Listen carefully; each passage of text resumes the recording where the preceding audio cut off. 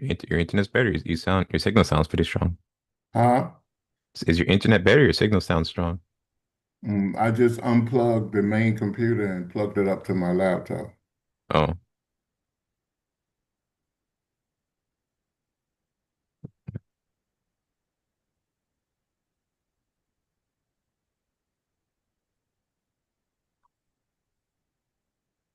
I just unplugged. okay. All right, so we'll start here in a few minutes.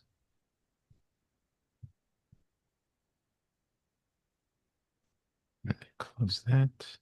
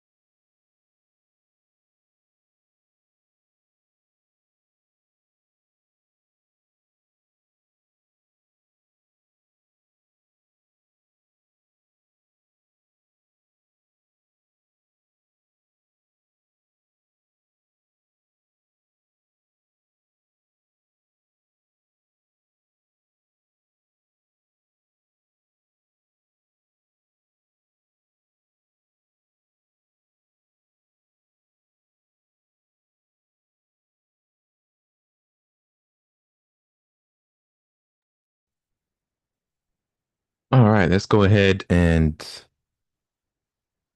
start today's class session.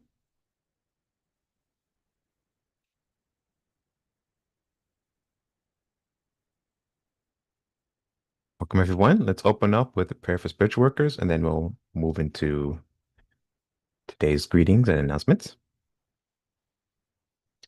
So, prayer for spiritual workers.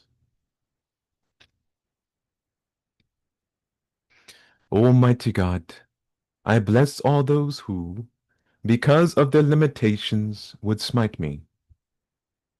Almighty God, I bless all those who, because of their weakness, would not heed me. Almighty God, I bless all those who, because of their ignorance, would defile you through me. And I ask, Almighty God, O wondrous power, that your strength may be given to me now, so that I might be fortified by this, so that I might go forward bravely into the world, and despite reception, send forth my love of thee throughout all races of man. Almighty God, give me the power and strength to rise above my karmic weakness, the deficiencies in the pattern of my evolution, so that I might evolve and become stronger, I, and even stronger, in thy everlasting light. O God, thy will be done. All right, welcome everyone to November 16th, open discussion and various topics session. As with previous session, today we will open the floor for all of you to ask any questions or pose any comments you have that are related to metaphysics in general or a specific topic if you'd like to focus on. You can post your questions in the chat and I will read your questions and then we'll do our best to answer those for you. I think there was one or two questions emailed to us. I'm not sure you may have responded to them already, Imaya. But throughout today, you can post your questions. And if you're not comfortable asking your questions publicly, you can send us an email. You can email your questions to us and we can answer those privately for you. Or if you're comfortable with us responding in a subsequent session, let us know in the email and we'll do that as well. So we can share the response with everyone else.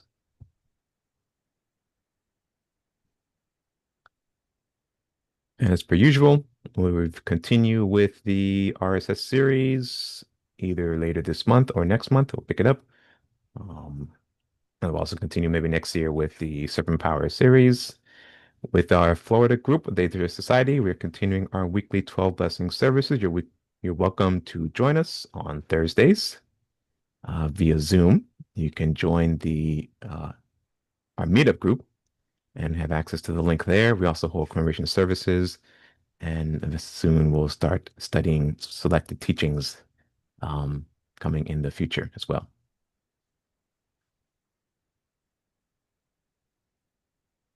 All right.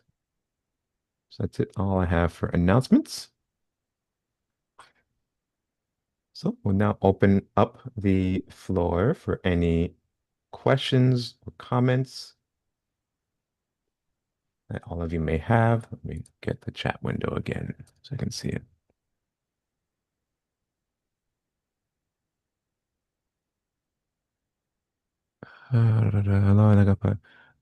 Hadi, which mail are you referring to? I see that you sent one a couple of days ago about a question you had with certain manifestations. Is that the one you're referring to? I think about 4 days ago, I think you said it.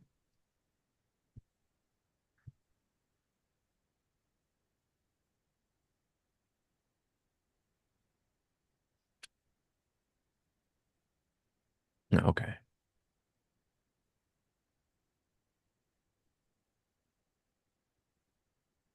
All right. It looks like it was seen, so I assume a response is being put together for you. So just wait a couple more days, and I'm sure you get a response. Or if you Okay with us responding to, I know some of the information you put in the message was of a personal nature, so I don't know if you're okay with us responding to it publicly or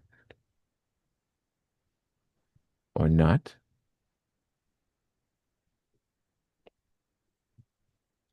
And transcript, yeah, I saw the transcription. That takes a long time to do, so that's not something I can just put together in an hour or so.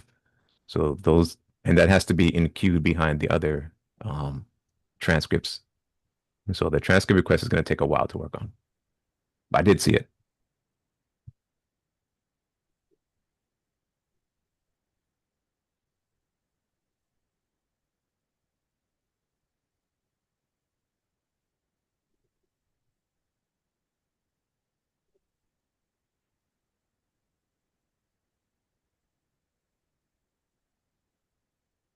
Yeah, I was tied up. I haven't had a chance to respond. I did respond to the question he sent on the On Dreams, I saw one. yeah.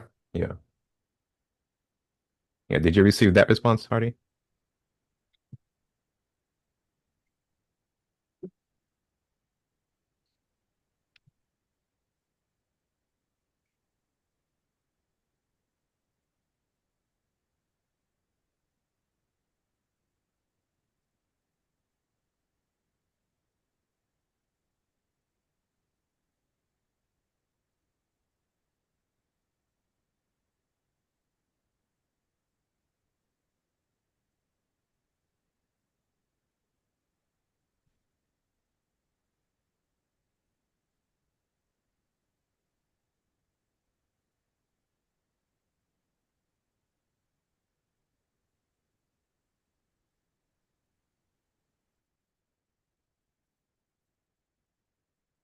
Okay, yes, he said he received that one.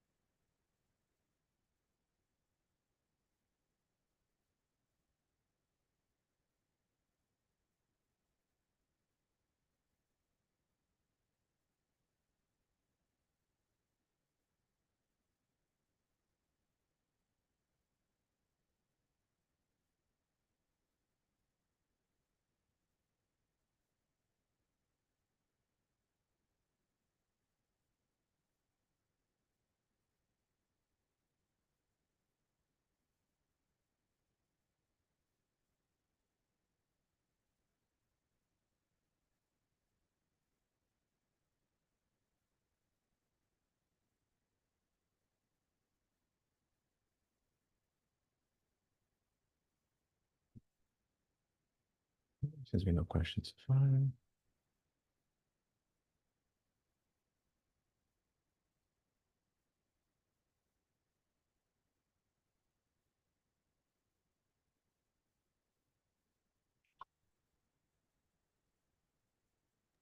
You don't have any other questions? Nothing has come in so far. I did have questions about the history of humanity.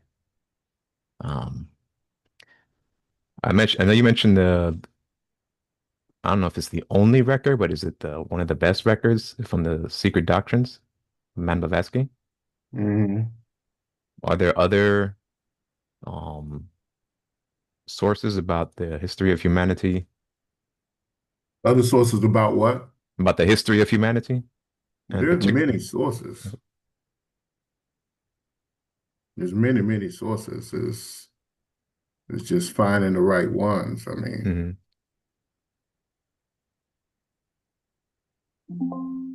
In from every continent of the world, there's recordings and records, and when you look at them, they seem to correlate with each other when you pull out all the political and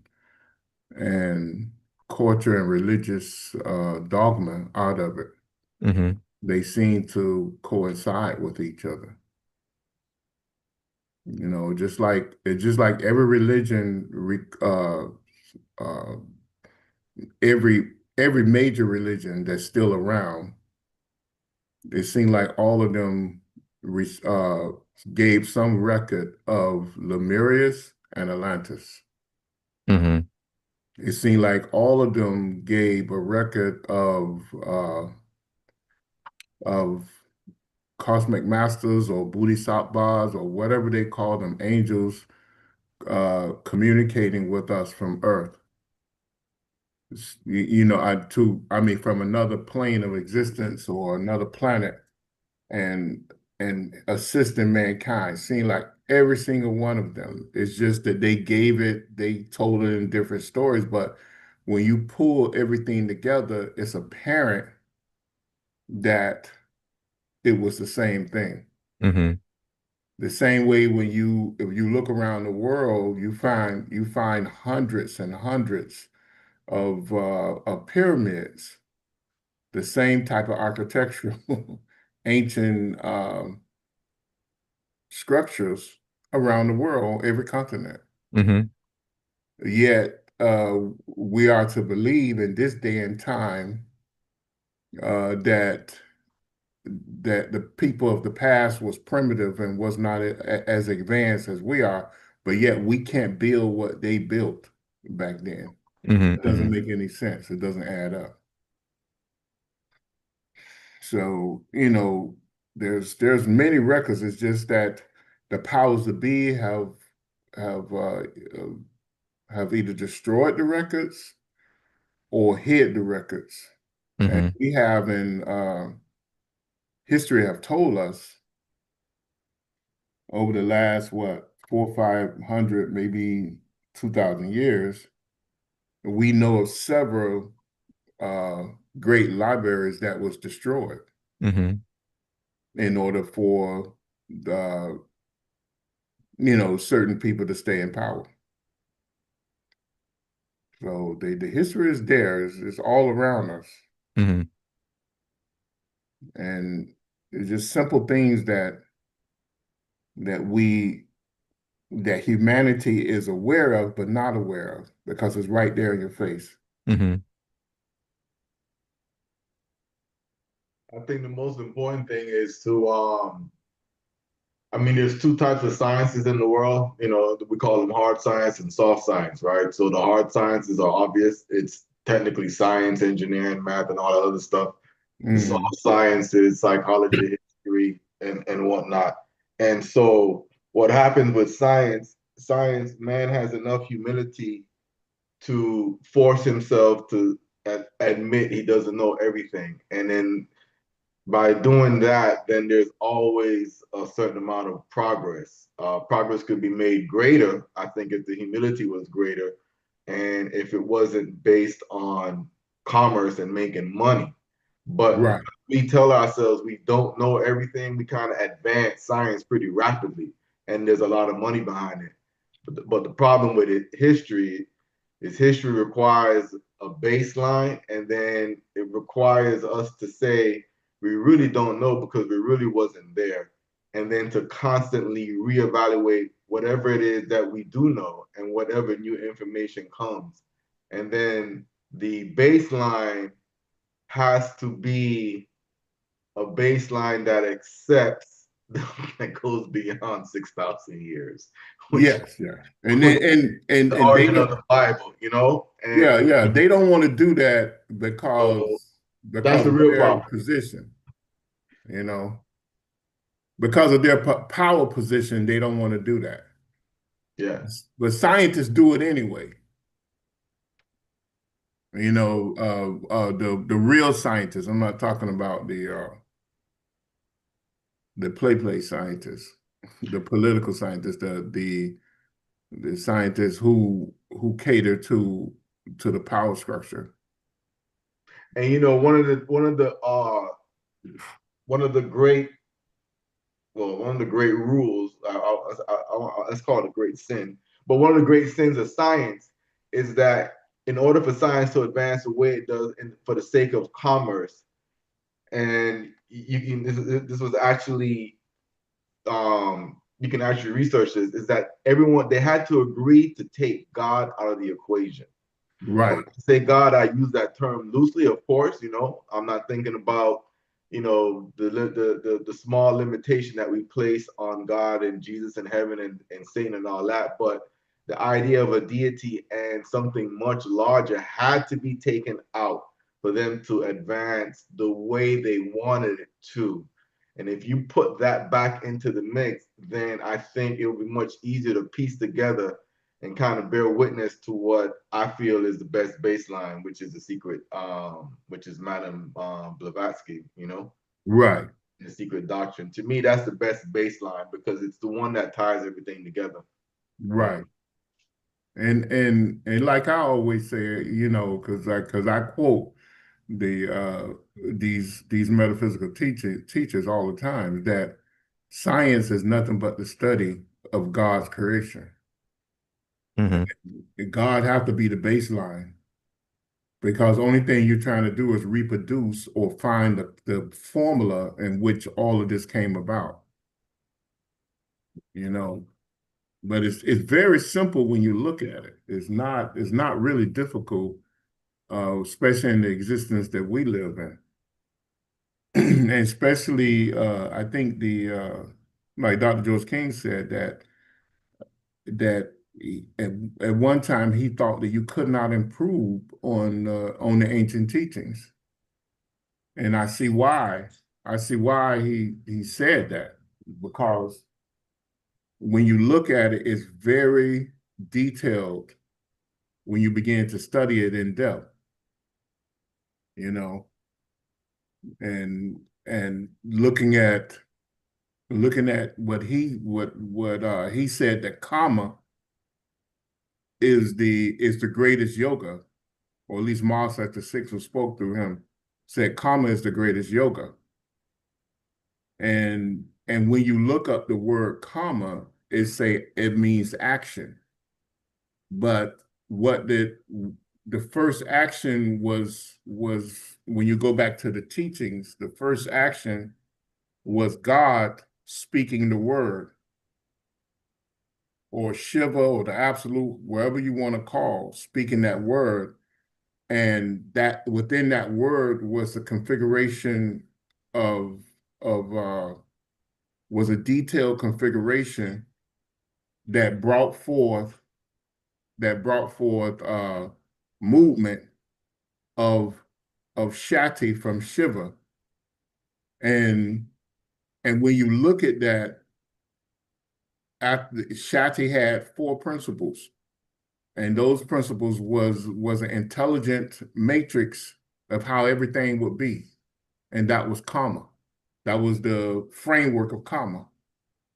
And then the next principle was chitta, which was mind, which created a mind belt, which actually had layers of more uh, uh, restriction and possible movements. So it's all based in science. And then the next one was the power of preservation, which was Amana, which Dr. King described as the energy as love energy. And then the fourth principle was prana, all power, in order to have perpetual movement. So it it all makes sense. And from there you can use that for anything. And this was written down thousands of years ago. But science, but scientists, like you said, they removed God out of it and created their own language. Hmm. Private. Okay. All right, so a couple more people have joined us. Welcome. Today's session is open discussion and various topics. Um, you're welcome to pose any questions or comments you have in the chat, and we'll do our best to answer those for you. I'm going to wait a few minutes to allow everyone to pose any questions they have. Um, and then I have a series of questions I have from my own studies, but I want to leave the floor open so that you guys can get your questions in as well. The questions that Mr. Davis and Mr. Johnson just responded to was one that asked about the history of humanity and in regards to additional sources where we can find them. And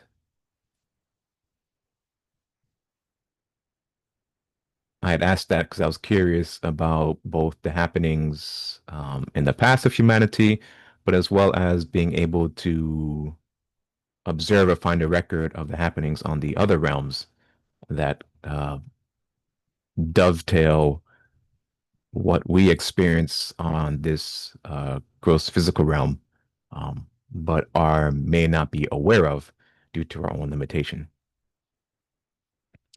All right, so there's a question here on what is intelligence?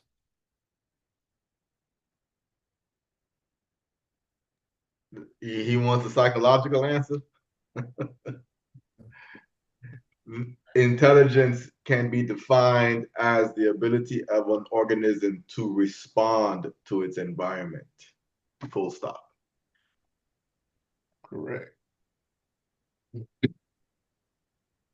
The degree of the response, according to the degree of the stimulus, is what determines the measure of intelligence. But if you think about metaphysically how we exist, how we come into being, how we are aware of ourself and the not self, then intelligence by definition is the ability of any organism, organic or inorganic, to respond to its environment. Period. Full stop. Yeah. And it does it in cycles of time. In other words, uh, if if you're an intelligent being, it would determine whether you walk into the wall and stay there for 1 second or 50 minutes to determine that the wall is there. But you will come to the conclusion that the wall is there and you'll go around the wall. Question: are they asking because of the where we're going, artificial intelligence?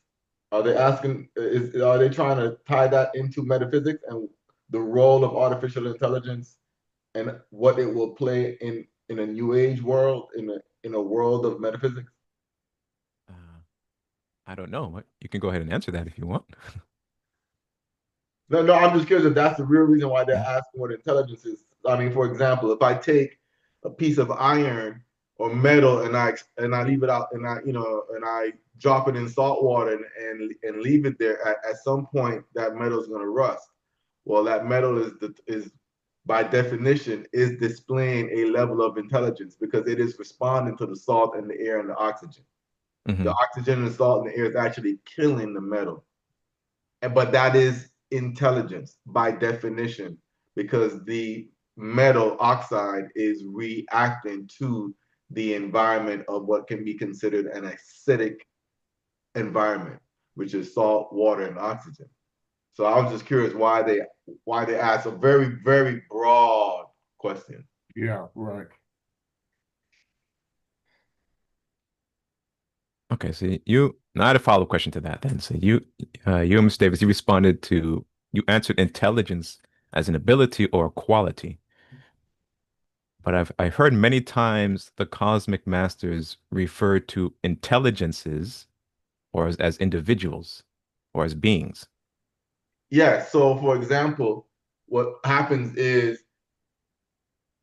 I say an organism, right? That organism can be that simple piece of metal. It could be, I don't know, when we were growing up, we used to have that grass, when you touch on the grass, the leaves kind of fold on itself. Um, and then you Mm-hmm. have us as human beings responding to our environment. You have the planet, the Mother Earth responding to her environment. You have all forms of intelligence in between man and the logos of the planet demonstrating their ability to respond to an environment. And then you have the ultimate intelligence for us as far as we're concerned at our stage of evolution, which is the sun. But they all display the ability to respond to their environment. I just don't think we're at that level of intelligence where we can see how the sun responds, but we can definitely see how the logos of the planet is responding to the stimulus that we most likely negatively put on it. And then every now and then through prayer circles, especially in times of crisis when it comes to natural disasters. We've seen it, we've kind of been a part of it and lived through the ability to quote unquote change weather. I mean, so an Indian rain dance is the logos of this planet, i.e., through the divas responding to stimulus generated by the energy output of man. So, when they refer to as intelligences, I think that's all the way from a single cell organism to the sun and beyond. Yeah, the metaphysician, the metaphysics tell us that the way our body is made up, or the way the soul decided to accept the makeup here on Earth with the help of the cosmic masters and the Mahabindus, is that the soul linked in to the logos of the earth and took Shati from the earth, which is what we call now Kundalini. But they took a special aspect of the flame of the Mother Earth Mm-hmm. and molded into the thing they call Kundalini. And then this Kundalini created vehicles of consciousness within the auric field. And that's why we could cycle in and cycle out of our auric bodies here on Earth and have different degrees of intelligence on multiple planes of existence. And at that same time, the aura is designed to pull energy in from the sun, from the earth, and from the moon, and a little bit of energy from every planet. Well, not every planet, but a selective planets in each chakra. Each chakra is has a frequency that pulls on the energies of various planets like Mercury, Mars, Venus, Saturn, and that's how we hold the mind belt or level of intelligence within our auric body. And depending on our level of advancement along the karmic pathway is determined how much intelligence we can use from any given time or life or cycle. So that's why you have organisms like Bernard was saying, iron rod is on their path, is on the evolutionary path to increase their intelligence over time. A fish, a net, a frog, a cow, all of these are moving towards a higher level of intelligence and and a vehicle in which they can a vehicle of expression of the soul, which is a body, whether it's an animal body or a human body, that they can express a greater level of mind energy. And that's how the mystics or the metaphysicians explain it. Okay. So then you equated, and I response, intelligence, level of mind, and level of evolution. So is intelligence then could be the ability to access various levels of mind, or what level of mind a entity is able to access determines their intelligence? That can be part of it, but I Mhm. would not go into that discussion unless that person is a metaphysician. Okay. Because now you have to accept that mind exists out of brain and out of the human body. And the But only person that will ever accept that is someone that has some sort of mystic background. yeah, but and we could see it today because uh, if you look at the internet creates a mind belt that Hmm. everyone taps into it, and they are limited by the power in which they can tap into that internet. Hmm. Hmm. Well, the metaphysicians have been saying that the yogis and the metaphysicians, the mystics, they've been saying that for hundreds of years, for thousands of years. Yeah, I can send you back to books that were recorded, and like the Vedas were 90,000 years ago. So it's just that the physical scientists, they haven't accepted it until they can create it, which they are doing now. They are actually using these principles and creating what the yogis and the metaphysicians said thousands of years ago. They have manipulated science enough to begin to, or the elements enough to begin to produce these things, because it's nothing new. It's nothing new. But remember the four principles of Shakti. Hmm. The first one was what? It was intelligence. It was nanny. If it's nanny, right? Right. And that created a matrix of intelligence, which is actually a comic signature that everything needs to work in. It's like a framework. And then within that framework came mind, created a mind belt, chitta. Chitta is universal mind. It's a universal mind belt that's throughout the whole universe. And then the next came Amanda, which is the love energy, which carries that motion, any energy from one point to the next, right? And then came the prana, which is absolute energy or power. And then you have the Bindus who manipulate that, which is the suns, the planets, the moons, the meteorites.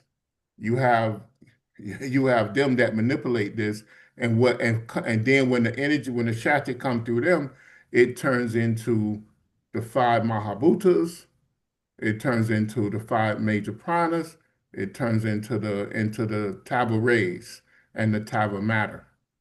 See, so you can see how the whole thing function, and that's how it solidifies itself with starting with the etheric elements of the Mahabhutas and the pranas, and it continually go from one level to the next, solidifying itself.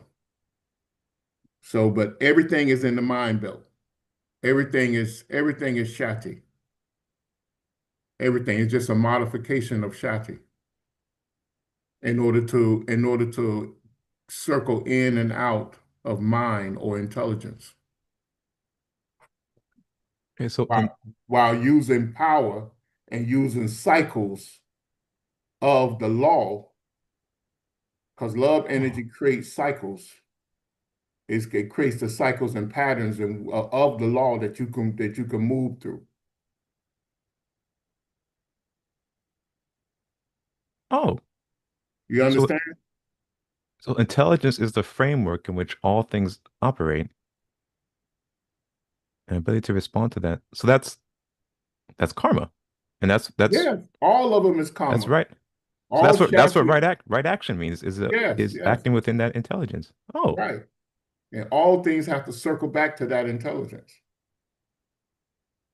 I got okay, I got it. Thank you. Remember the Buddhist said one action can create 101 moves that only bring you back to the space that you were at in the beginning. Mm-hmm. Or it can be 1 million moves or 1 billion moves that you may have to make in order to get back to the original spot. And the original spot is as a conscious God with God.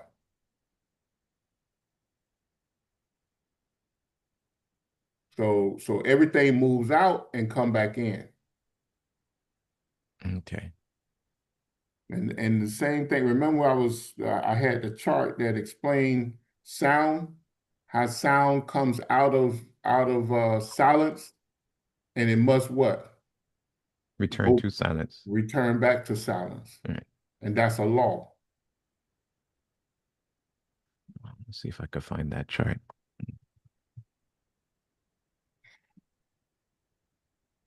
Ah, okay, and we have several questions here. Let me get to your questions, everyone. Um,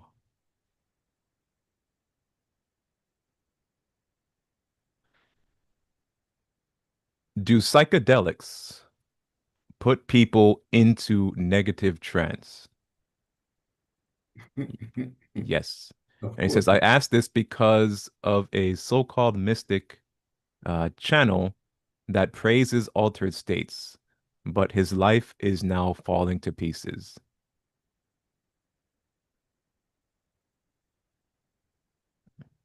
Yeah, it's a negative form of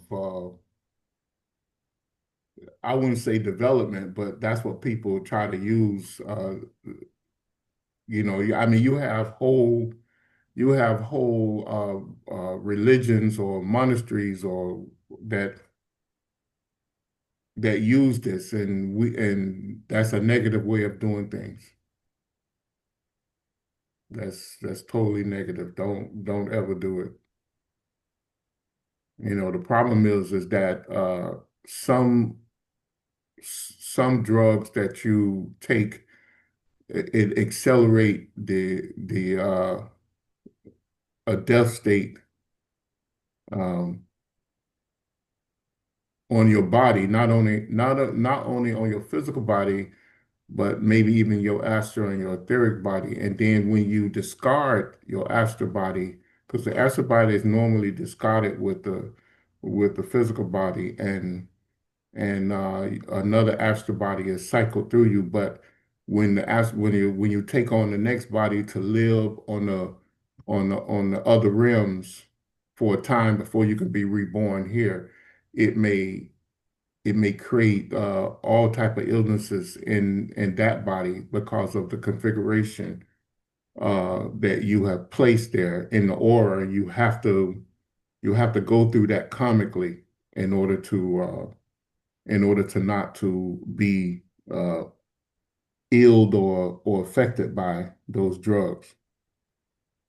I think it's important to note, for example, okay, so right now the most popular one now that seems to be that has its own legitimacy because it's considered ancient or it's considered traditional is ayahuasca, right? Oh, yeah, yeah. So people will pay thousands of dollars to get on a plane and go to South America and participate in the ceremonies. And I think what the allure to ayahuasca is that it is quote unquote it's indigenous. It's not like PCP or LSD where it's made in a lab, but at the end of the day, it is a lab. The only difference is the lab is outdoors. Right. And there are no microscopes or Bunsen burners, but at the end of the day, it's a laboratory of the four elements, right?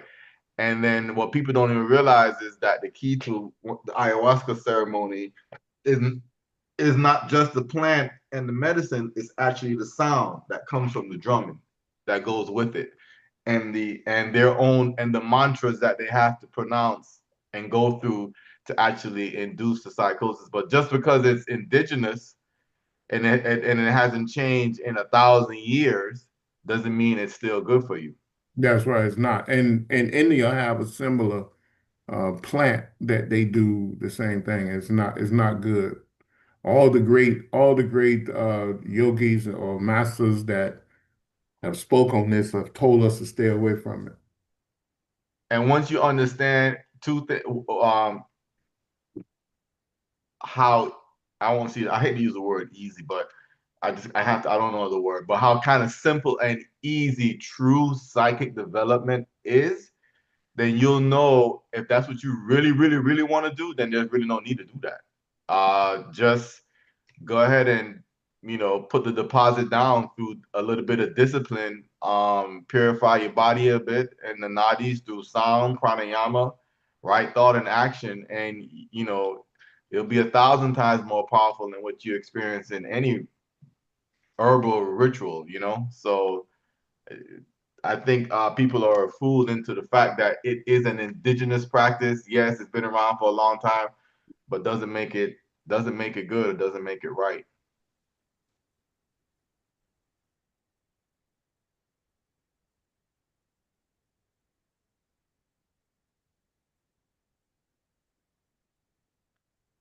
Okay.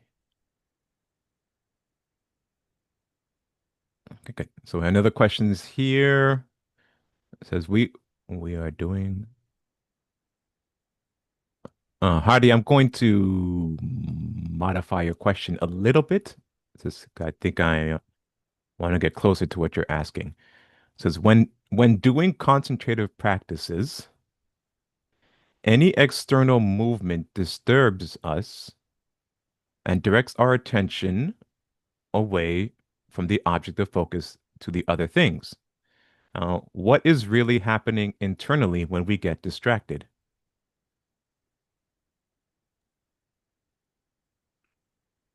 Uh, Dwayne, did you alter the question? Well, I just maybe grammatically change some things, but essentially what he's asking. He says, Um, we are, he said, if I read it literally, it says, we are doing concentrative practices.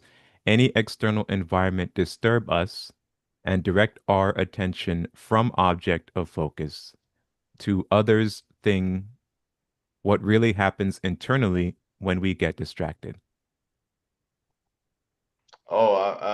I think the easiest way to understand that is that um, that we are part of what is called a great sea of mind. And the I that is within you has the ability to direct and control all the forces that flow through that sea of mind. So when you are attempting to concentrate and you manage to focus up on one thing for however how long, and all of a sudden something distracts you, then all it means is that your mind, i.e., through the five senses, was redirected to that object, which I don't know if I'm gonna make it worse, it's actually an illusion that is external to you. So the best way to look at it sometimes is when you're inside of a home or inside of a building. A lot of times, especially the AC is running, and if you concentrate on the vent, you'll hear the air coming out. If you're not concentrating on the vent, you'll never hear the air. You'll probably feel it before you hear it, but you'll never hear the air actually leaving through that vent because your mind is just not on it. So what's happening you internally is just you are moving around in a sea of mind and you have not really truly anchored yourself. So as the currents change, your mind technically is going to go in that direction because you're living in a sea of mind. So that's what's happening internally. Yeah, and you actually taught yourself to detach from those things. Once you center your mind, you will be aware of everything going on around you. All of a sudden you'll reach a point where you, like Bernard said, you'll hear the AC. You'll hear someone walking outside. You'll hear the tiniest little things, but then one by one, you train your mind to detach yourself from that, and then attach yourself to the thing that you want to concentrate on. Concentration is a singular is singularity. You want to concentrate on one thing. So everything that's around you within that sea of mind, you want to detach yourself from it and just attach yourself to the one thing that you want to concentrate on. And that's where the stillness come from, and channeling the mind, your the mind energy in one direction. But that's why when you start studying Raja Yoga, you hear about detach. You have to learn to detach yourself from certain things.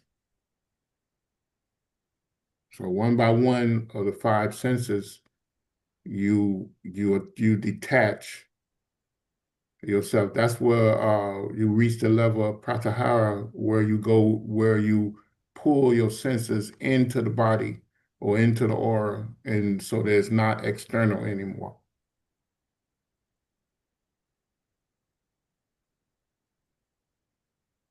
Okay. And he has a follow-up question to that. Does small distraction also stop us from receiving higher level information of the object of concentration? Yes. Of course it does. You have to center the mind like we were just talking about. Hmm. Once you tell the basic self that you're not going to be attracted to that, you you want to leave the inert thymus quality of mind behind. You want to leave the attractive rajas quality of mind behind, and you want to go into a sattvic state of mind. And once you get to that sattvic state, then you can move the mind in any direction you want to. So you cannot be focused on something external and and uh, and have a focused mind. So then, Nehemiah, I got a question then. So then, as for practitioners that are concentrating or practicing concentration, and it kind of goes to his question. As you do that, obviously you start to open up your basic psychic senses, and then so you'll hear quote unquote the air coming out the vent in your own home, but then things outside your home that you can't normally see and hear because you have access to. So then, at what point does it become a trap where you should not really get caught up in the fact that you can hear a mile away, let that go so that you can hear nothing, which Well, which becomes everything at some point. yeah, yeah. Well, you have to detach. You have to little by little detach. And the way you do it, the way I did it in the past is where you when you find that you can do that, the period in which you doing your yoga practices to develop yourself, you detach from all of that. Outside of that yoga practice, when you're doing, like you could say, your lab work, that's where the samyamas come in at. Where you take a samyama, if you can recreate that incident, you take a samyama on listening out a mile away and coming back. to the present place where you are, then go back and go back until you gain some type of control over that. And now when you sit down for your regular practice, then you have an ideal of how you're going to detach from that because you just want to think about the thing in front of you or the thing that you decided to concentrate or contemplate on. Remember in the Raja Yoga book, it was Swami Vivekananda, right? Where he said you must do multiple samyamas.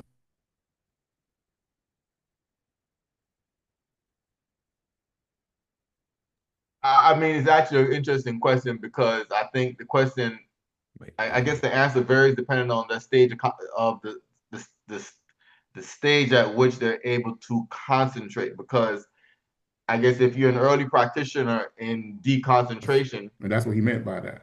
yeah, then what you hear around you, yeah, that's You just meant simple me. distractions. But if you are beginning to make real progress, then what you are registering is really no longer distractions, but the very early stages of your psychic senses develop, which is initially will always be a trap A because you have to pitfall. detach and go further.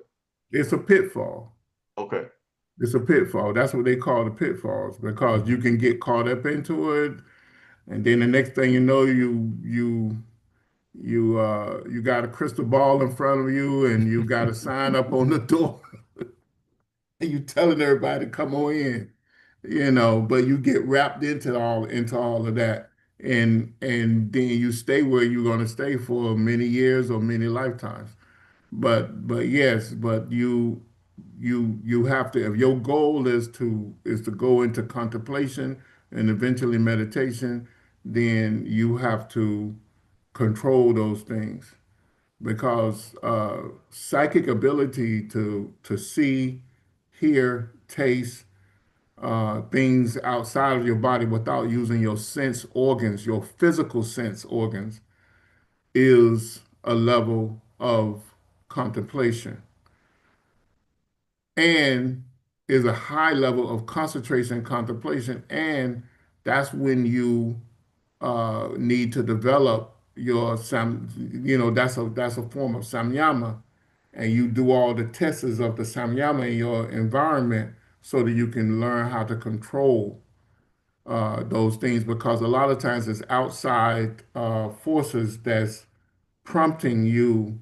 to to concentrate on those things because of your psychic senses. Remember, the first level of psychic senses is the physical senses merging with the astral senses, and the astral body itself is a very emotional body. One of the first things you learn when you begin to travel in the astral body is that you go around like a pinball, a pinball. You get out of the body, and then all of a sudden you're attracted somewhere, and a few seconds later you find yourself miles away. Then something else come up, and you find yourself, 2,000 miles away or 500 miles away, whatever it is. But you have to control yourself. And if you have picked a certain destination and you're going somewhere, and all of a sudden you come up to a bright color that your body is attracted to, you find yourself slowing down and going to that bright color because the astral body is an emotional body, and that's why they call it an emotional body. It just responds to itself. It responds to stimuli, you know, because it's part of your sense matrix, the same way it's part of the basic sense matrix. It's a distortion of your real senses, really, of your real self, of your higher self. So you have to bring that under control and concentration, contemplation is bringing it under control. A high level of contemplation and a high level of concentration is bringing it under control. And then you can merge the psychic senses with the etheric senses, and the etheric senses is not a distortion. That's part of the true evolutional pathway that we should be at, and that's from the heart center up. I hope that answered the question.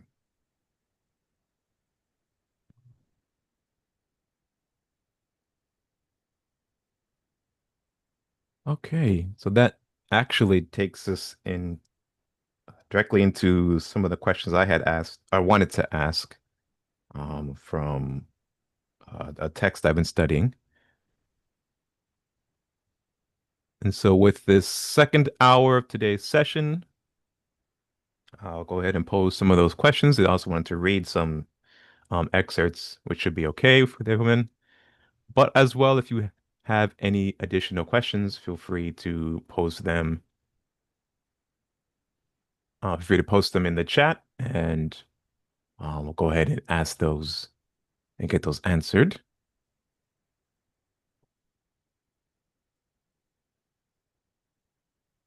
There's a question that just came in here. Hold on, let me put the timestamps back up. Show timestamps. Okay, cool. A question here. Hi, sir. It says how to protect our energy.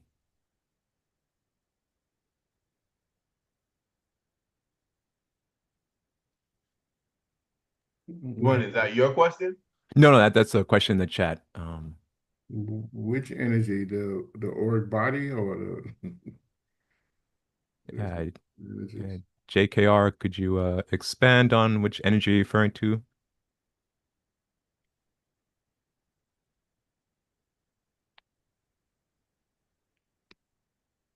There's multiple practices to stop a drain on the body.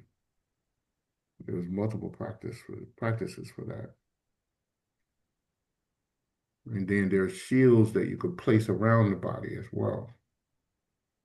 It says, I mean our whole energy.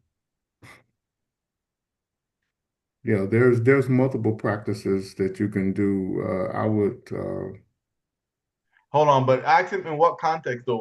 Why does he feel the need to protect his energy per se? Because the word energy is very broad. So yeah. it can help us if he can tell us in what context. Is it him at work? Is it him at home? Is it him trying to meditate or practice? What's the context of the energy Is and it how the a energy is physical energy that you feel drained from the body or what?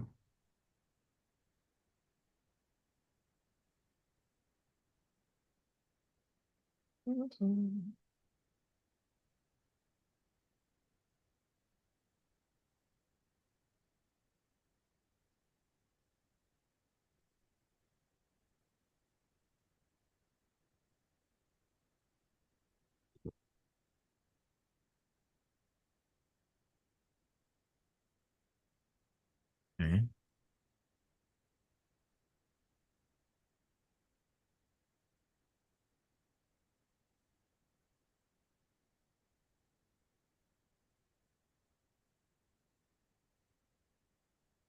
Yeah, I was going to give him some time to respond.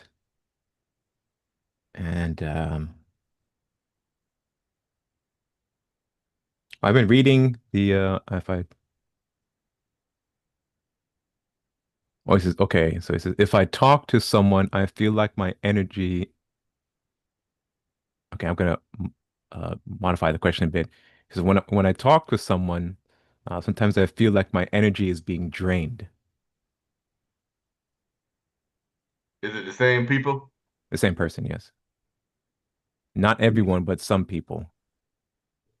Yeah, every time you talk to somebody, there's an exchange of energy.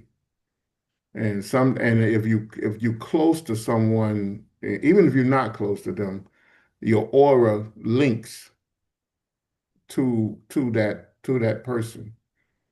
And depending on how sensitive you are, you may feel certain conditions that person may have. In other words, if that person need energy from you, they may drain some of your energy, and that's one of the laws Mhm. of karma, really. I mean, that you does the weak take from the strong. Now we have been given certain practices to slow down that type of exchange of energy if it's negative. So that, but that's a whole class. Hmm. I mean, we can direct you. I think we had classes on that, right? Yes, we did. Mm. We had Mm. private classes and open classes. If you write us, then we can tell you.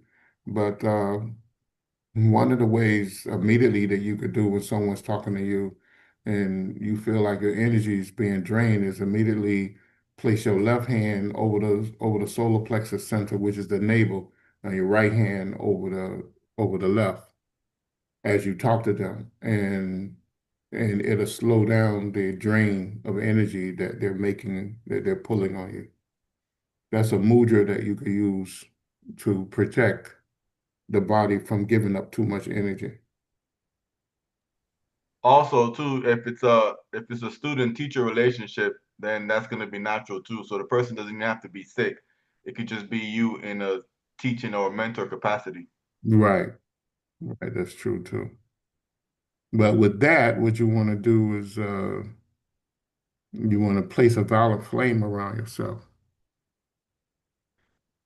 in order to in order to have the exchange purified to a certain degree too, or an immediate return of the energy.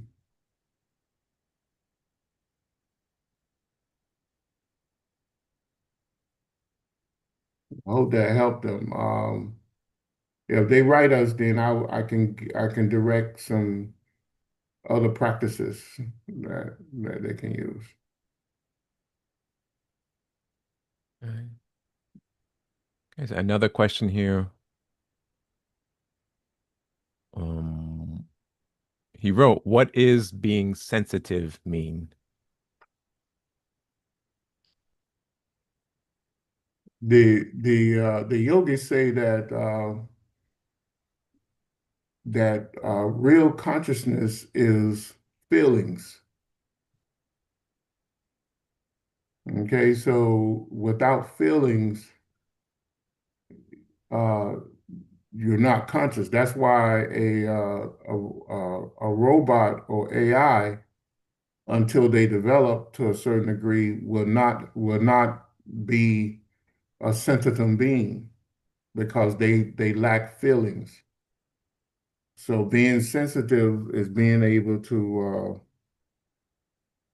is being able to comprehend and feel not only your feelings, but the environmental feelings and the feelings of other people.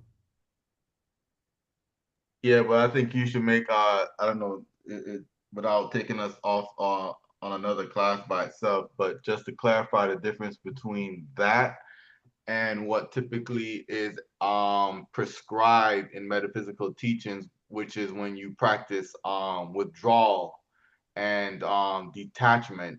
It's two different things to detach yourself versus to try to make the effort to not feel anything.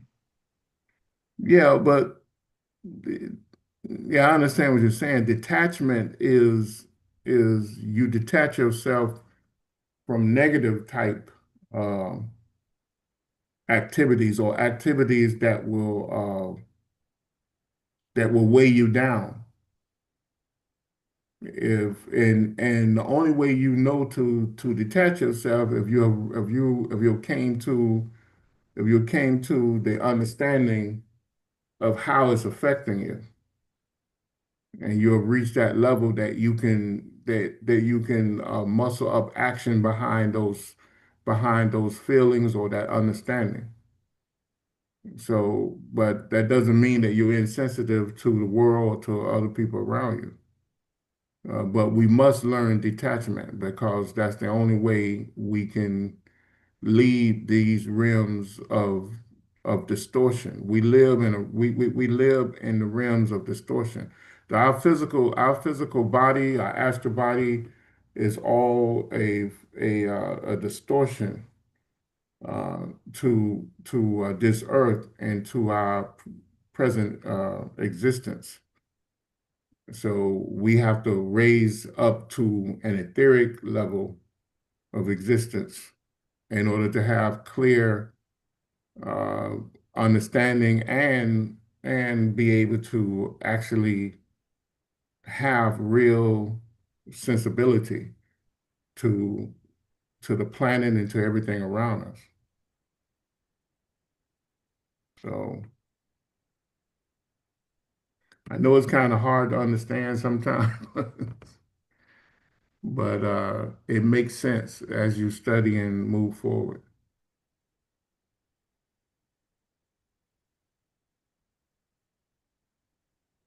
Is that what you were trying to get at, Bernard, or you want to add something to that?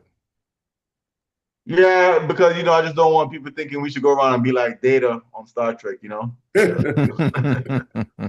No, no, you can't do that. And that's a good point that the yoga teachers say feelings that if you lack feelings, then feelings it shows that there's consciousness there, that you can sense the feelings. You're not to be like Data and be human. You're sociopathic to a certain extent. You have to be able to feel the feelings of other people. And not only other people, but the environment itself.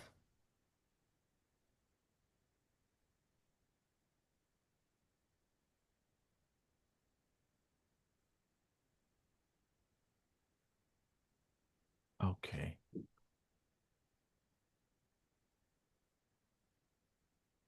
All right. So the questions I have, hmm, looks pretty bad, are from the book, The Nine Freedoms. You guys have seen this before. You can find a copy of this book from the Atheist Society. Oh, it doesn't show. Sorry. Well, The Nine Freedoms. And questions specifically come from Enlightenment. That's atheist.org. That's the website. And on the website, you can go to the online store, purchase a copy of the book there, or you can go to Amazon and search for the Nine Freedoms. You can get both an ebook version and a physical copy of the book. You can also go to cloud.atheist.org and you can hear the lectures given by Dr. George King covering the material in this book, as well as the transmissions given by Mars Sector 6 of the Nine Freedoms.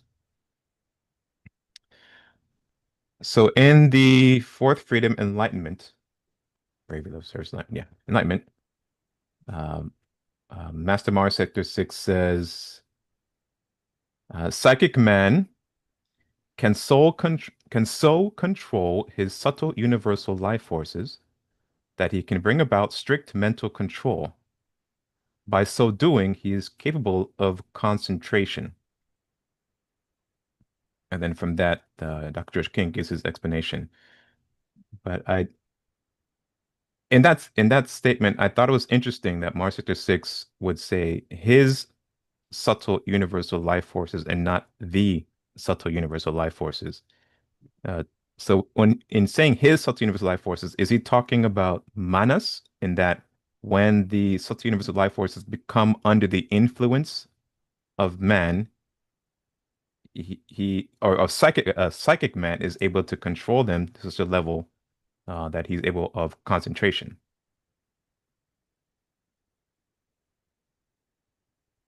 Does that make sense?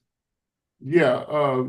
So Chitta is a universal energy, which is the universal mind. Right. When the soul creates an auric body, he's creating a mind field of manas. Because when the soul comes intersect the the universal mind, he sets up a mind field, or what we call an auric body or auric structure, and then the soul operates from there. And in that auric field is Manus, is an operation of Manus. That's what the metaphysicians, that's how they separate the two. It's still mind energy, Right. but it's a localized field of mind energy, uh, and it takes on the same characteristics that uh, that a galaxy, solar system, takes on, or even a planet at the birth of the planet, where it has a nebula type effect in that order where it pulls on the subtle energies in order to build and mold and shape etheric matter, Hmm. etheric elements into whatever it needs to do. So yes, it is their mind field. It is the soul's mind field. Okay. So this is the universal life forces under direct influence of the soul.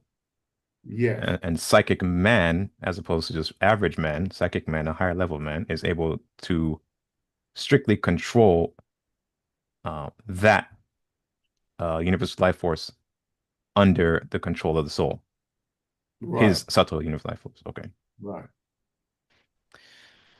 And then Dr. George King goes on to say, now, before we can appreciate this, we must ask, what is concentration?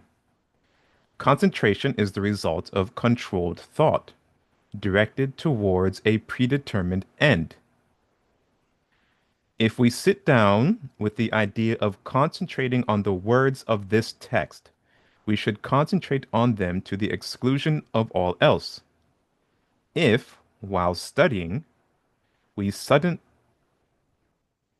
we suddenly remember an incident which occurred yesterday, our mind leaps quickly over the memory of the happening, draws certain conclusions from it, and returns to the text again. The mind does not concentrate on both things at once, but tends to move from one objective to the other. Whether it is directed by the lesser will, wherever it is directed by the lesser will, so it will concentrate. It is just as easy to concentrate on this text as it is on the color of a beautiful picture or on a pain you may be feeling. If you remember that you, the will, the real I am, is that force which directs the psychic powers to a mental center in order to cause the brain to become so sensitive that it will respond immediately to your directive. It will respond to such an extent that you can, at will, order it either to concentrate on this text or on any other material you may decide to bring before it.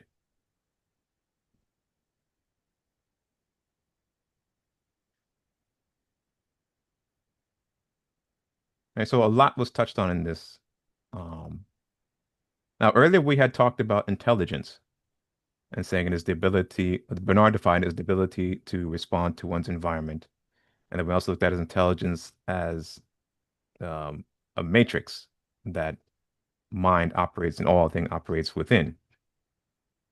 But in here we look at concentration as an operation of the will of or the real I am, and that if we want to focus on, like, for example, this text or the nine freedoms, concentrate on the text and nine freedoms, it is a function of the will directing the mind to focus solely on what's before it, meaning this text, for example.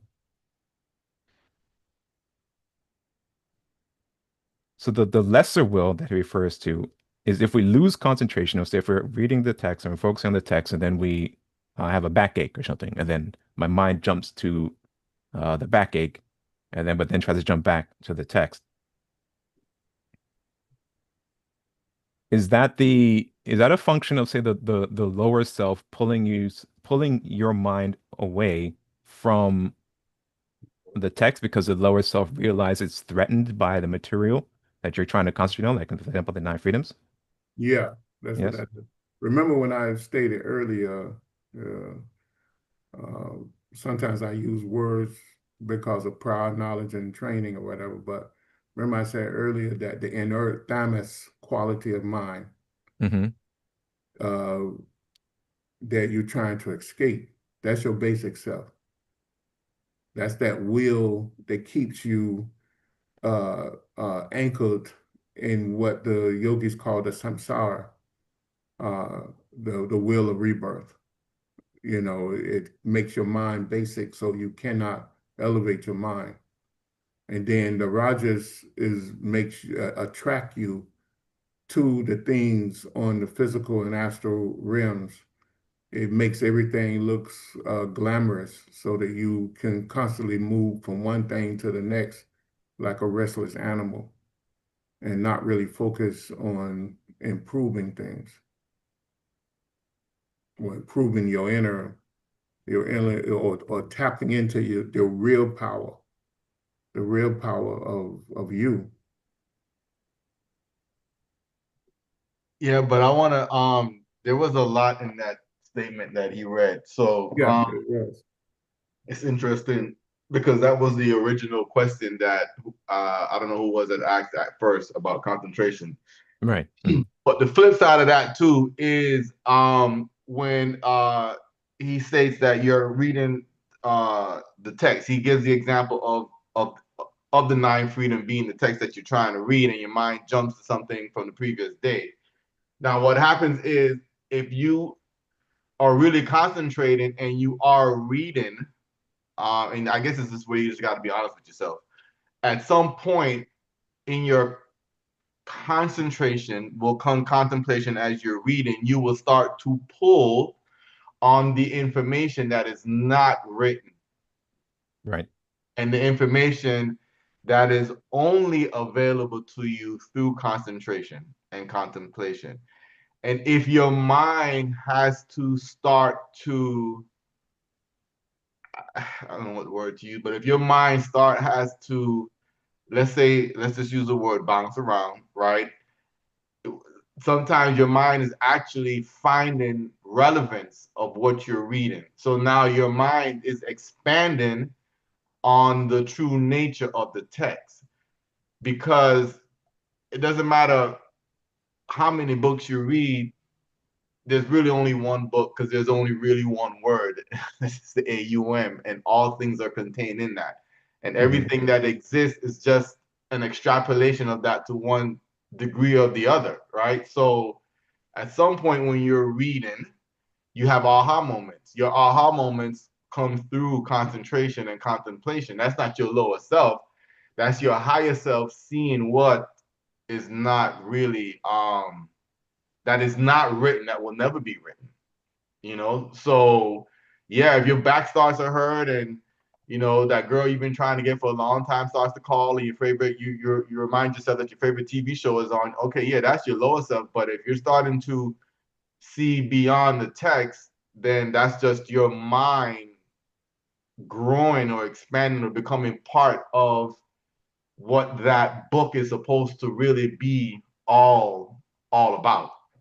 So then you just start to see things that are just not there, you Yeah, know. that's when you center in your mind and you're moving away from the lower qualities of mind to the higher qualities of mind or the solid qualities of mind.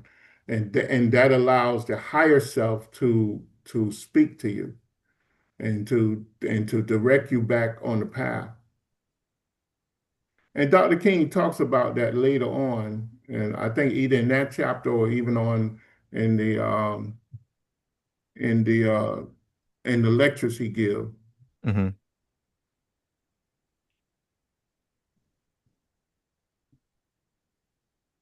But you gotta be honest with yourself. Yeah, Yeah.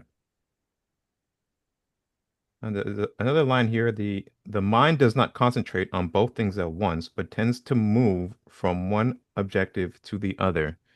Now, in the current members audio series um, a lecture, I guess they have available, is a transmission um, called Loyalty to One Cause. And in that transmission, Mars Sector 6 employs us to stay focused to one single cause because no one on earth, in the example he gives, is capable of splitting their consciousness up into seven parts and devoting the entirety of that split of consciousness to that whatever to seven different things. He says if you're doing seven different things at once, you're not going to do either of them well because you're unable to split your consciousness seven parts and have each part focus on one of those things. So instead, be loyal to a single cause, put all of your effort behind that single cause. And so that reminded me back with this statement in the text, the Knife's text here. And is that when he says the mind is not concentrated on both things at once, he's talking about a limitation of our mind. The same thing as Master 6 referring to the limitation that we have, that we're unable to focus on multiple things at once. We can only do one thing at a time because of our state of evolution. Like the Saturnians, for example, they can split themselves up into thousands of parts, and each part is in full consciousness. So that a Saturnian wouldn't necessarily have to focus on just one thing at a time, although each part is focusing on one thing at a time. Yeah, I mean that's correct. That's science. That's metaphysics. And I know I probably said that 1,000 times to you. Hmm. That you can't think of multiple things at one time. You go from you move back and forth when you have a task before you. You know, that's why organization is very important. And a singular purpose, a goal is important too. Okay. And then later on that same passage, Hedrich King goes on to talk about how prayer is one of the finest concentrative exercises because the brain is directed along a specific predetermined mental channel. I'm going to skip that part here, but if you guys want to know more information about prayer and how it works, and specifically how it is one of the finest concentrative exercises given to us, you can go back and look at Mr. Davis has classes on prayer, and he even has a book released on prayer, on which you can pick up on Amazon, or you can email us if you'd like a copy of that text.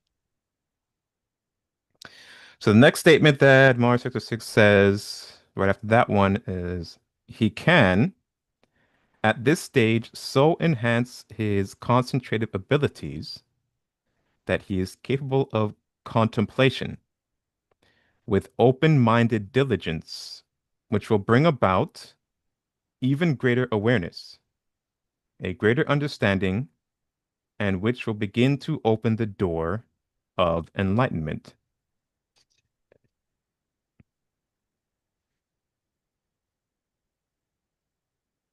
So it's implied here that is we're taught concentration, contemplation, meditation. So meditation is when one begins to approach enlightenment, but first must go through concentration and contemplation. Right. Right? Okay. Dr. King goes on to say, after some considerable practice and concentration, you then can begin to take the next major step towards enlightenment, which is contemplation. He says, now contemplation is an active, direct consideration of a particular problem. During concentration, the mind is working continuously towards the solution of that problem. In prayer, the problem is to send energy from point A, the prayer, to point B, destination of that prayer. The mind is active in causing the physical body to reproduce the sound contents of that prayer while also drawing on the power within and that outside so that these energies can be directed to a so these energies can be directed in a controlled stream towards the objective. But contemplation, while it begins with concentration, it is different in as much as it is not a physically active state, but rather a mental and psychic state. This is the state where the particular problem is actually concentrated upon first and then applied to the mind. Now, I found it interesting there that well, going back here, it's talking about how prayer is a problem, is a solution to the problem of transmitting energy from point A to point B. In, in the 12 blessings, when we're practicing that, it was designed in such a way as the average man, the common man, can participate in it and send healing and relief to people into the world and manipulate energy to the world on behalf of the world as a whole. But we're not necessarily entering deep states of concentration and contemplation when we're performing the 12 blessings. Is when we're performing the 12 blessings, are we leveraging the concentration and contemplation that Dr. George King went into to produce this dynamic prayer method, to pull this dynamic prayer method through and give to us so that we don't necessarily have to go into contemplation and concentration while we're doing it. We can, in some ways, robotically recite the prayer and know that the energy is going to flow and then depend and know that the diva is going to take that energy with that intention and perform whatever task we've imprinted that energy with. Does that kind of make sense? I think Well, it depends on the practitioner. what you asking me is does hydrogen mix with oxygen? Mm-hmm. You understand? Mm-hmm. Mm-hmm. What Dr. King did, he was smart enough to put together a formula that can work almost in under any condition. So if you if you ever took time to look at a 12 blessing service psychically, you'll see you'll see hits and misses, but you'll also see that the energy flows. See, so what happened if you continue to, especially like when you chant the mantra, you Mm-hmm. chant the mantra at the beginning, what you'll notice is that the a screen will go around every individual, then you'll see a screen go around the whole group. And then as Dr. King described, there's a light that goes up. Mm-hmm. And then what happened is that when you remember, uh, you have a template almost where or formula or ingredients you keep pouring into this minefield that you just created that's pushing energy out of a particular area. And as you say, blessed are they who work for peace, and you said, and everyone else in that group says it. It's going to be hit and miss, but guess what? The blessing goes out. Your body become an instrument to release that energy. And you started from point A to point B. You gave that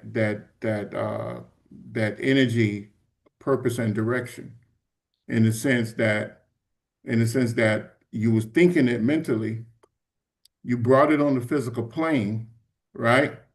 Mm-hmm. By voicing it and by holding your hands up in a certain and by creating a particular mudra and direction. And then you brought it back to the mental level by releasing the energy out of your palms and your heart center. So your whole body begins to respond. You may see it fade out and fade in, but at the end of the day, a tremendous amount of energy is coming through. And not only that, uh, uh, entities on the other realms that see a portal opening to allow them to push energy through you, they begin to do the same thing.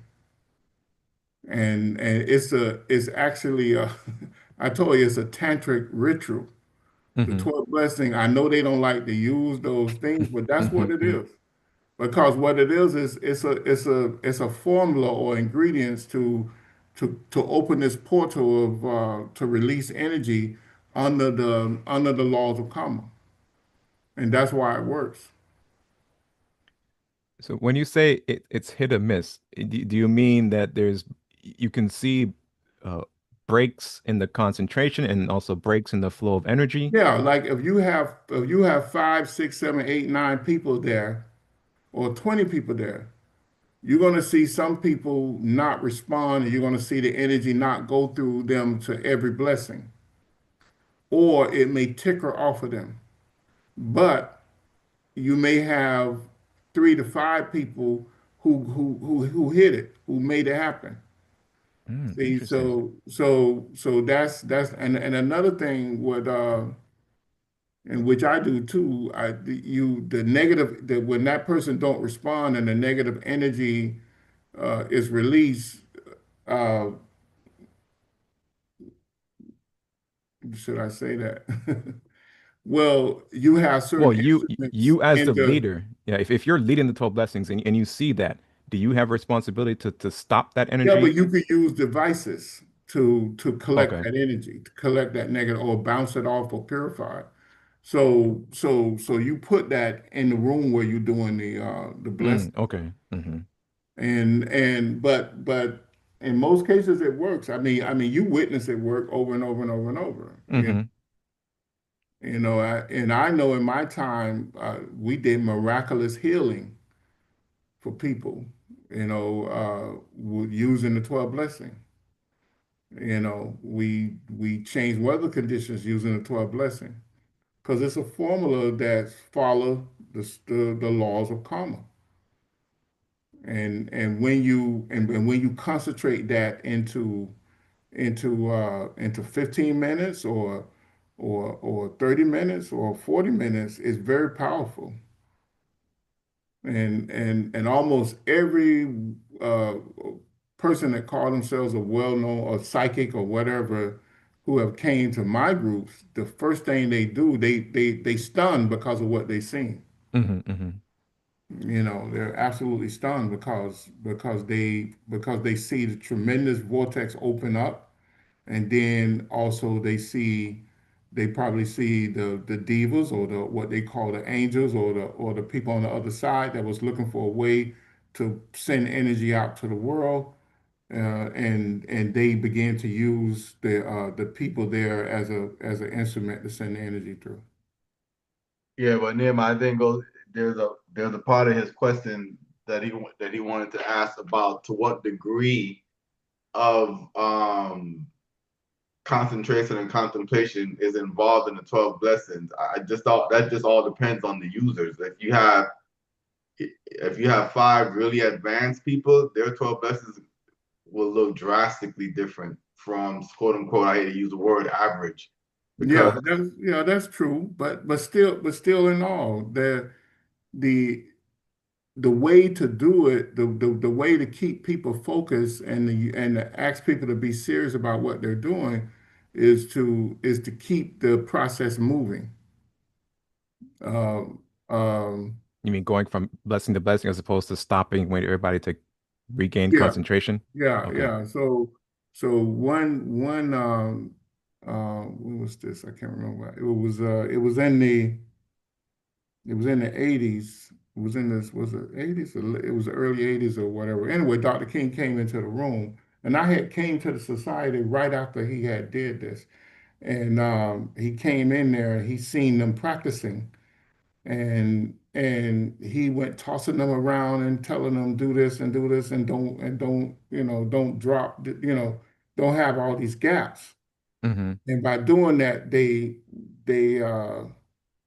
it changed the configuration Hmm. of the energy flow. And when I went there, I mentioned to them that I noticed the energy flow of changes, the configuration of the energy flow changed. And then they told me the story. They said that's why we do it this way now. Hmm. Hmm. Hmm. But yeah, it's all about and Bernard, you're an engineer. It's all about aligning and configuring how the energy flow through you, you know. So, So I you know know, sorry, go ahead. a simple thing is that from 25 years ago to now, when you look at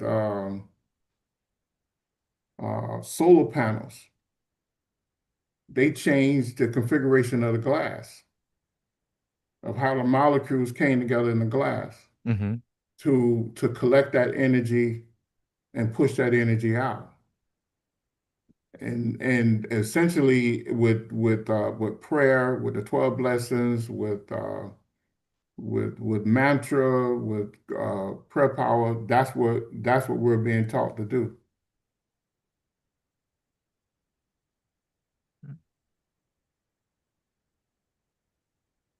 Like I've noticed in my own practice of the 12 blessings, I, more or less have the prayers memorized. They can go through the entire 12 blessings, without needing the book. But notice that sometimes if I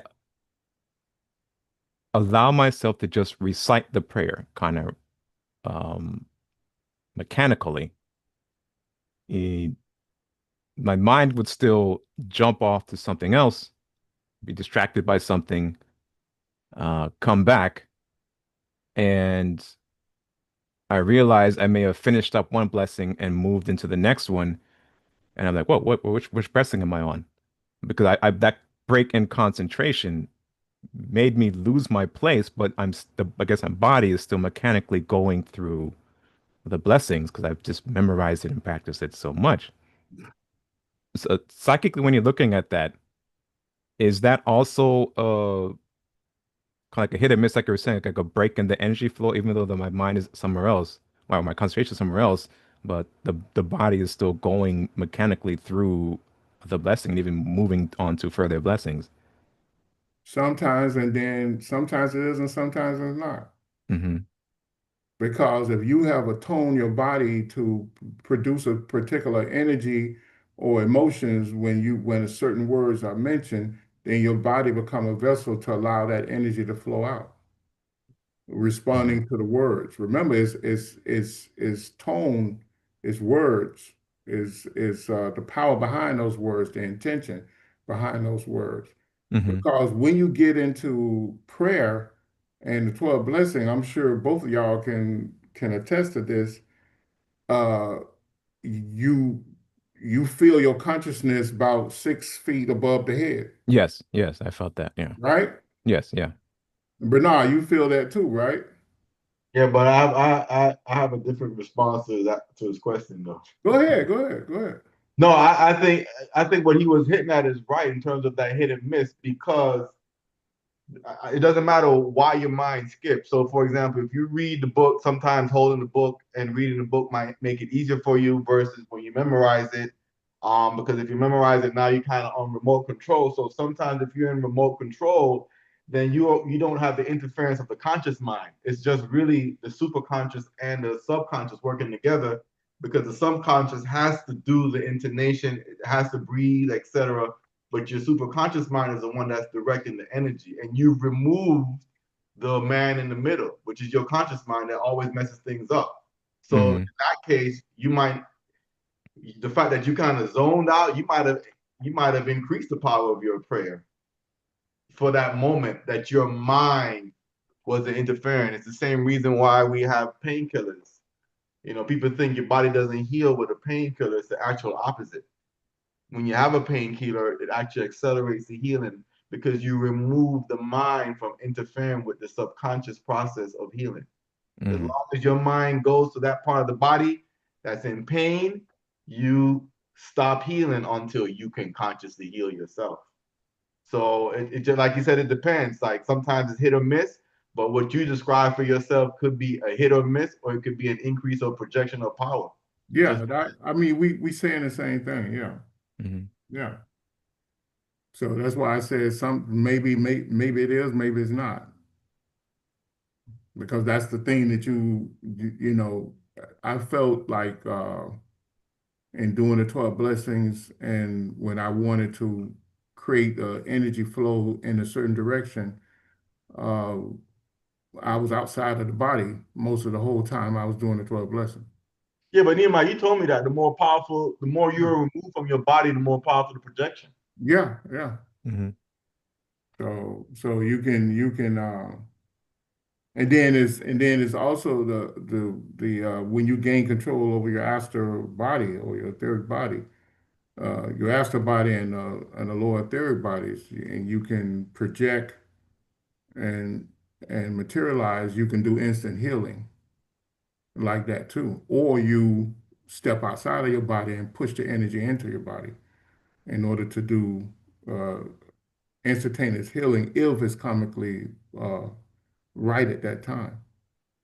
Dwayne, just curious, you said you find that you kind of zone out or lose concentration because you are not reading it and you are going off of what you memorize? No, so for example, there are times where I will um kind of split my concentration. I'll have um one part reciting the prayer, one part reciting a mantra, and or mentally I'm reciting a mantra while I'm reciting the prayer verbally, and then I'm also visualizing the energy flowing out. Like I do the three of them at the same time, but verbally I'm reciting the prayer. Mentally I'm reciting a mantra, kind of like how you know when we will sometimes kind of like in prayer power, you have one, they have the mantra team, you have the prayer team. So I'll mentally I have one part of me reciting a mantra, and then the another part, I'm verbally, my body is reciting the prayer, and then visually, I'm pulling the energy down and out through the palms of the hands and the heart center. Um, Sometimes my mind will jump off to I hear something outside, and so my focus is taken outside, but then I bring my focus back, and then I realize I'm further along in the prayer, and say, okay, so I just continue on. Other times, if I'm concentrating and everything together on the prayer, and my concentration breaks, I feel a cutoff of energy. Like it usually happens around the 10th or 11th blessing. If my focus shifts while I'm doing blesses the galaxy, it'll feel like there's a cutoff of energy. And I have to say, damn, I just broke the energy flow, so I got to kind of go back and start the prayer over and then try and reestablish connection. But it never really reestablishes in the same degree as it was going up from the first, second, third, fourth, fifth, sixth, seventh, all the way up to the 10th. It feels like a lesser flow of energy because I broke concentration and now the energy flow has been cut off a little bit. So I got to reestablish it. So when you get to a level of a certain level of concentration, you can you can direct the body and the mind to do a particular thing Hmm. while you concentrate on something else. In other words, you create a momentum. That's what I was trying to tell you earlier. You create this pattern where you already train the body that when I raise my hands, the energy will flow in this direction. Hmm. When I chant the mantra or the body respond to certain words, it's going to stay, uh, it's going to produce a particular energy. So that's why I was saying earlier that it's a hit and miss Hmm. in the sense that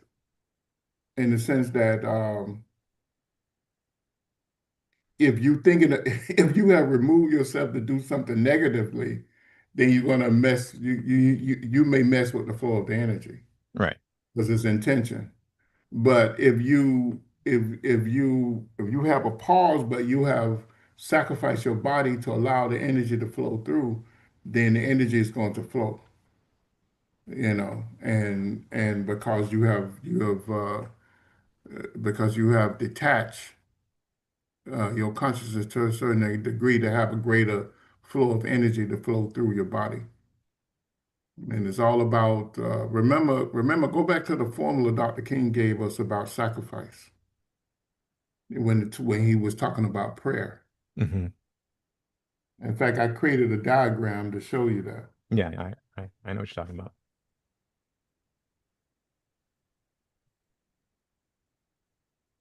The key to a prayer diagram. Yeah. Yeah, I know what you're talking about.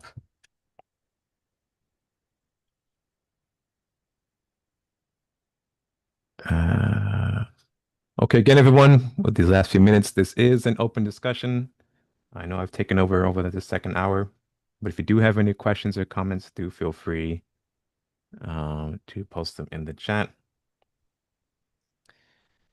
And the last thing well, there's more I want to touch on, but we only have time for one more. So there's the wanted to go on for this last part, where he explains further concentration and contemplation. Dr. George King states, suppose a person discovers that his friend has met with a bad accident. His concentration tells him that, as he is not a medical man, he cannot, by orthodox methods, help his friend. His friend may be in hospital having very fine medical care, but still he desires to help. So he starts to pray in order to direct a stream of spiritual power towards his sick friend. This is concentration. In contemplation, he may start praying, but he would also allow a stream of mind substance, which he attracted towards himself by his specific action, to be translated into, shall we call it, understandable language in his brain. He would not only send the power towards his friend, but also receive back from his friend a return flow of energy. The energy he sent to the sick friend may be charged with dynamic good health. The mental energy received back from his hospitalized friend, because of the accident, would be colored by his sick state and the environment of the hospital. By careful analysis of the stimulus, he would be able to say what was wrong with his friend and what kind of energy was needed to bring about a complete healing. That's real advanced healing right there. That's that's That's healing within the realm of contemplation. yeah, that's Samyama too. That's some yeah, what you tell us to do is after the concentration, move on to semi contemplation. Now, a lot of things struck me about that, but something obvious came out of that that I hadn't noticed before. Um, One of the key mechanisms of the 12 blessings is we send the blessing out. Blessed is the Mother Earth. And then the body of the blessing is a blessing to the Mother Earth. It's a manipulation of energy of a blessing to the Mother Earth. And the manipulation of energy in the form of blessing to the Mother Earth by the Master Jesus. Then in a because karmic balance has been maintained, the Mother Earth then sends that energy back. And then we can take that reciprocated energy and then send it back out again in the form of the prayer is a uh, blessing to humanity or to whoever else. Most of the prayers are structured in a way that we're sending that energy back out to humanity as a whole. Hmm. That's the mechanism. That's a common mechanism that happens all the time. But for some reason, I didn't think that applied to healing. For some reason, I thought I send healing to my friend. They absorb that energy, use that energy, and then we both go about our separate ways. I didn't, Oh, you're gonna get it back. yeah, but I was thinking, and as I read that, I was like, wait a minute. I don't want that energy back. I don't want that sick energy back from my You're friend. gonna get the good, the bad, and the ugly. But remember, Mhm. in the YouTube Can Heal book, what do they tell you to do with that energy? You're supposed to burn that energy up. Yeah, They give you the ritual. There's a ritual at the end of the healing to burn the energy right, up. right, Make sure right. you don't disease yourself. Right, but what we in the contact healing, we take that sick energy off and we put it into some place, Yeah. and then Mhm. afterwards we burn that up. We don't in absentee healing, that sick energy is coming back to us. Of Yeah, course. but at the beginning of the 12 blessing practice and at the end of the 12 blessing practice, what do you do? What do you place around your body? Oh, the violet flame. Right. Hmm. Okay. So the violet flame, if they can use that in the lower hills, you can't use it here on Earth. Yeah. Okay. So it protects you.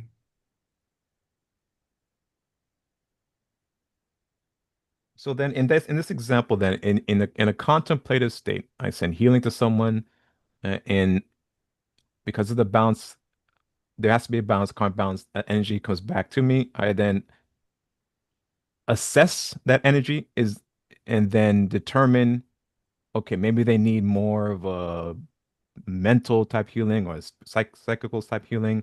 And then I reciprocate and send another energy back to that person, specific or more tailored to their diagnosis, you can say. Yes, yes. Okay. If you have that ability to do that, yes. But remember, that happens twofold. That happens on your, I think it happens in your 100% subconscious brain, which is its own supercomputer, and then it also happens in your higher self through your contemplation. The real interference is the man in the middle, the conscious mind. Mm. I mean, that's how you cure for cancer, really, and all the other quote unquote ailments. Hmm.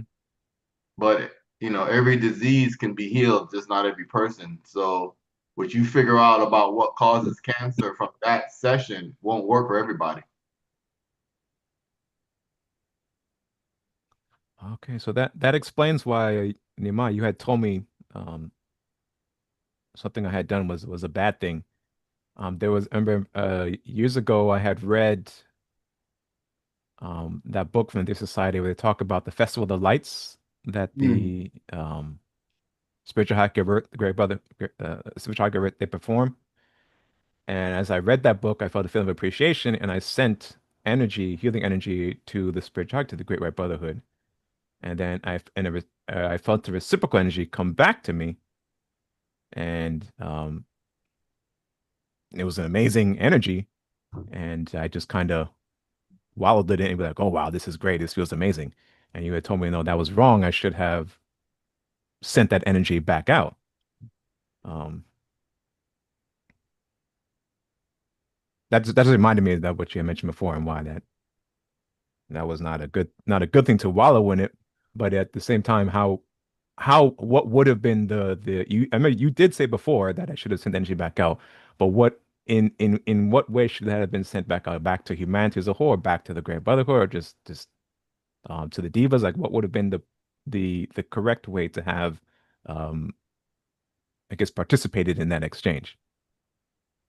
I Yeah. mean, well, it depends on the moment, but remember, we are here to be used as instruments to help the world progress, humanity and the world itself. So if you was able to analyze the energy coming back to you, you would have had a certain direction of how or the best use to use that energy. Remember what Dr. King said when the energy came back to him, he would walk through the uh the Woods. the woods and release the energy to the divas to Hmm. do certain things or to help the people that's around there. So it's not for us to in the ancient words to waddle in Be selfish. Yeah. the mud with the way the pig. Remember the Yeah. Bodhisattva who became the pig, Hmm. and he just said, "Let me. This is great. Let me wallow in this this mud and this feces and just do. It's you giving something, so then you got to give back because you're constantly being given something. Hmm. It's a give and take, universe is our ability to help everything around us because that's how nature works. You look at nature, everybody's serving everyone. Right. Everything is serving every other thing. All right. Thank you very much, everyone. If you have any final questions or comments, you can go ahead and post them in the chat as we're going to go ahead and start wrapping up today's session. I think James had a comment here. I think when we were talking about splitting the mind and doing multiple things at once, he says, I don't know if it's true, but Sadhguru claims to do about 10 or so things at once. Well, it's possible. Who's the guru? A Sadhguru. Sadhguru, I think it's one of the teachers online, or he has a following both in person online, one of the gurus online. Okay, and then he does what with that? I have no idea.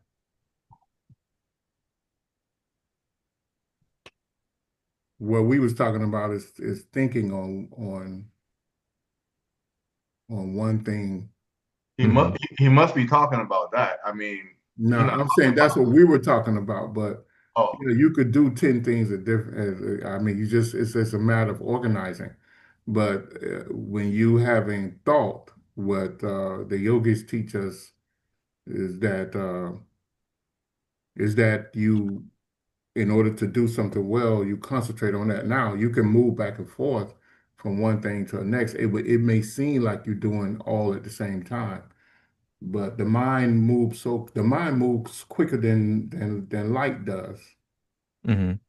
And in fact, some metaphysicians say it moves 4,000 times the speed of light. So when you develop the mind, it may seem like you're doing 10 things at one time in the mind, but you're moving so fast that you can't distinguish.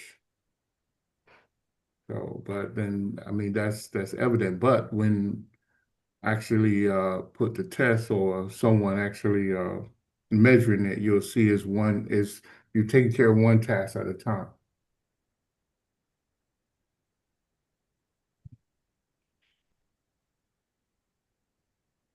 If you want a good example, that just came to mind. Read The Day the Gods Came, Hmm. and you'll see what, I mean, incredible godlike cosmic level concentration contemplation is capable of doing. yeah, but I think that stuff is only really possible in advanced states of projection. Right. Yeah. When you consciously like almost building little mini bodies of yourself, like a shade of yourself, like a very durable conscious shade, Yeah. Yeah. and you give it a task, but that's a lot of, I mean, that's a lot Or of you work. can, or you can also place the body in a certain state of consciousness, the physical body. You Mhm. project from that physical body. Now that physical body become an instrument to exchange energy, and then you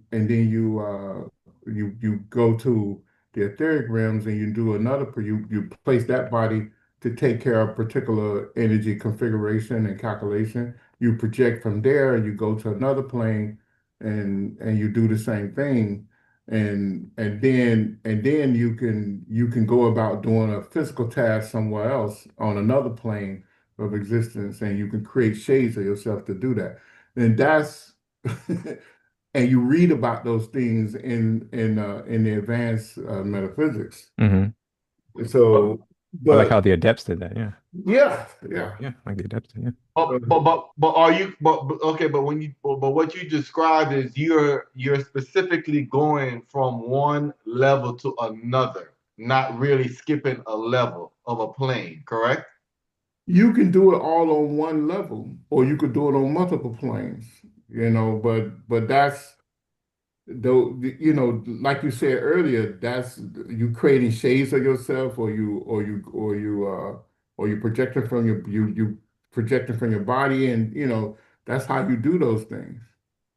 Unless you have reached a level where, like Paramahansa Yogananda was talking about, or Mars at the six, and Dr. George King was talking about where you actually split your consciousness up in multiple bodies, but still the not one consciousness is going to have full consciousness. Hmm. You know, but you could carry out multiple tasks. But at the end of the day, you still have to make an advanced etheric projection and build that physical body to a certain extent. Yeah, yeah. Oh, you could create a shade of yourself on the on the physical plane of existence. I've seen people do that. Yeah, but you can do that through only through an advanced etheric projection, not through a basic astral projection. No, I'm saying you could be in a physical body and create a shade of yourself. Hmm. Correct. That will physically do things for you. It will physically do things for you. Yeah. Okay. Yeah, you could do that. Now, if you want to get to intricate metaphysical calculations and being able to use higher forms of mind, then you want to move to the etheric realm. Okay. Okay. All right. If there are no further questions and comments, let's go ahead and close out today's session reciting the New Lord's Prayer. Now, if you do have additional comments or questions or follow-up questions to the discussion, you can feel free to email us at Mystic Knowledge Center, all one word, at gmail.com. And if you would like us to answer your question, if you allow us to answer your question publicly in a subsequent session, do include that in the email, or rather, but if you prefer us to answer privately, maybe as a personal nature of the question you have, do state that also in the email and we'll reply to you privately. All right, let's go ahead and close out today's session. Make sure everything's good.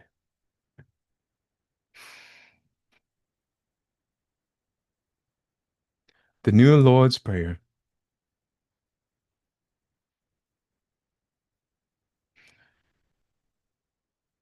O divine and wondrous Spirit, O everlasting Lord of hosts, send forth now through me thy great and lasting power.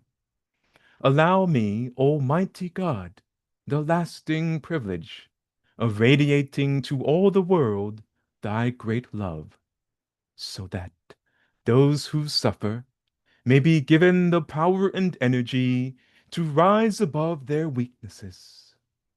Almighty God, in great humility do I ask you to send forth your power, to give to me this great lasting privilege of being a channel, so that my suffering brothers may be helped and guided and healed and lifted into thy light, so that they who know not may look up and in doing so receive for their higher selves your divine counsel. Almighty God, this day have you granted me a divine privilege. I ask you now to give to me the strength so that never again will I turn from my inner vision of you. Oh, great peace, great peace, great peace. In praise of your greatness, O God, doth my soul sing. Grant it energy to sing on forever and ever.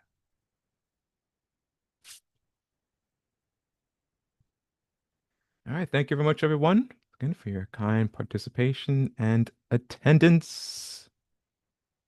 Again, if you have any further questions or comments, you can send them to us via email and we'll respond to them as soon as we're able. Again, Hardy, still working on the transcripts, and so please be patient with that.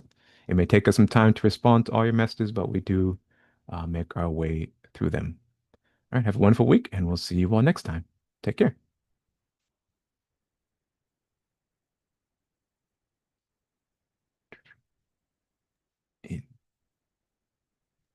Dwayne, where do the